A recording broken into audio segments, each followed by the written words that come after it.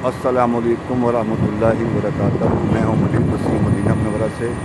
आपको आज एक नए व्लॉग में खुशखबरी कहता हूँ। ये है मस्जिद क़िबला तैन और ये है बस जो उमरा ज़हरीन बाज़ार से कराची है। डबल टैकर बस है और ऊपर हुकूमत क़िबला बना हुआ है। ऊपर छत है, नीचे भी लोग बैठे हुए हैं सारे।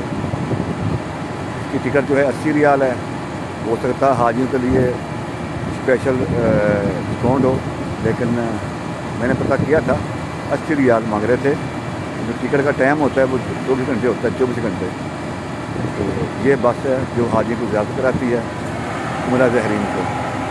और इस तरफ जो है मस्जिद क़िबला तैन है और ये सब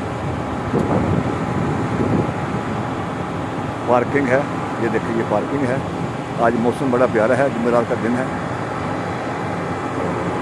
ये बस है, देखिए माशाल्लाह कितनी प्यारी बस है। इस बस के ऊपर गुंबद क़िबला का निशान बना हुआ है और तस्वीर बनी हुई है। तस्वीर देखिए